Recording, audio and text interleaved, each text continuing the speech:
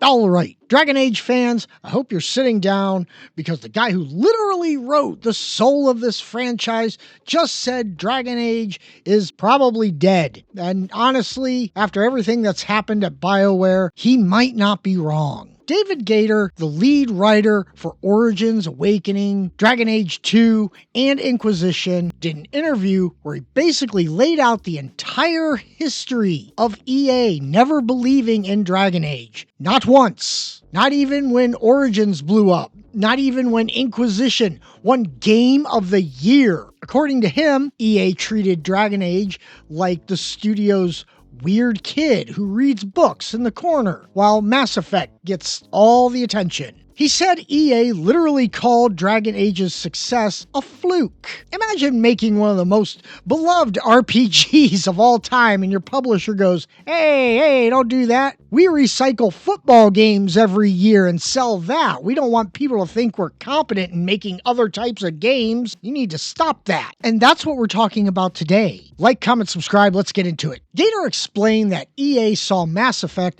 as the slick, modern RPG that was easy to sell. Meanwhile, Dragon Age was old-fashioned and too narrative-heavy, too slow, too weird, too fantasy, too everything. Basically, EA wanted Destiny with dialogue trees, and Dragon Age refused to be that. This is why every Dragon Age game feels like it's fighting its own publisher. Origins was too hardcore. Dragon Age 2 was too small. Inquisition was too big. Veilguard was too different. EA never knew what it wanted, but it definitely didn't want Dragon Age. Now here's where things get messy.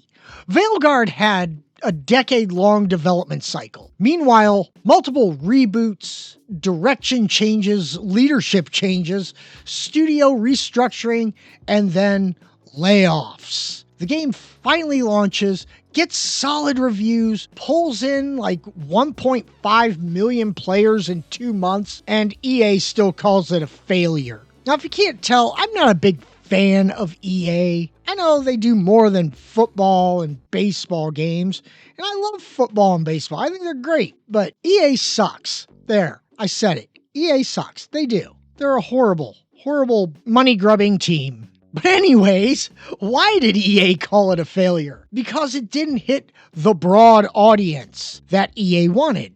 Translation, it didn't become the next Baldur's Gate 3 overnight. After that, EA moved BioWare's core team off Dragon Age and onto Mass Effect. That's the part Gator says is the real death blow. When your studio shifts its best people away from your franchise, it's not a pause, it's more like a funeral. Analysts are already saying that EA might sell BioWare. EA took on a massive debt load during its buyout, and BioWare is now a studio with one game that underperforms and another game that hasn't even shipped. If EA needs to cut weight, BioWare is the obvious target. Gator even said he'd come back to Dragon's Age, but only if EA wasn't involved.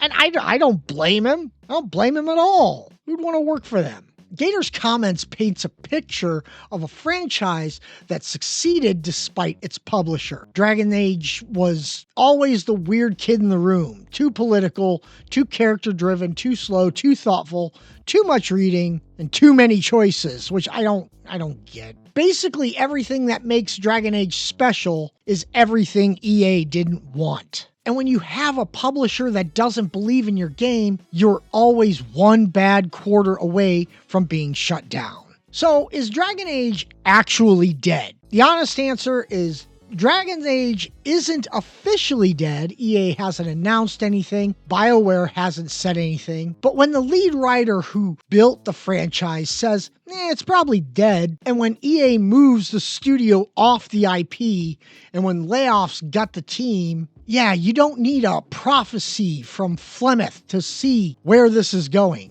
Dragon Age is not dead in the legal sense, it's dead in the we're not making another one sense. But could it be saved? Well, Gator thinks so, but only if someone else owns it. He said he'd reboot the franchise by going back to basics, making it darker, more dangerous, more upsetting. and more morally messy. Basically, kind of like Origins energy. The kind of game EA would never greenlight today. If EA sells BioWare, Dragon Age could get a second life, but that's a big if because EA doesn't sell IP lightly. Dragon Age mattered. It wasn't just another fantasy RPG, it was messy, political, character-driven, and deeply personal. It gave players worlds that felt alive and companions that actually felt human. It wasn't afraid to be weird, it wasn't afraid to be slow, and it wasn't afraid to be thoughtful. And that's exactly why EA didn't know what to do with it. EA's like, there's not a football in it. What do we do? I hate EA. Oh my God.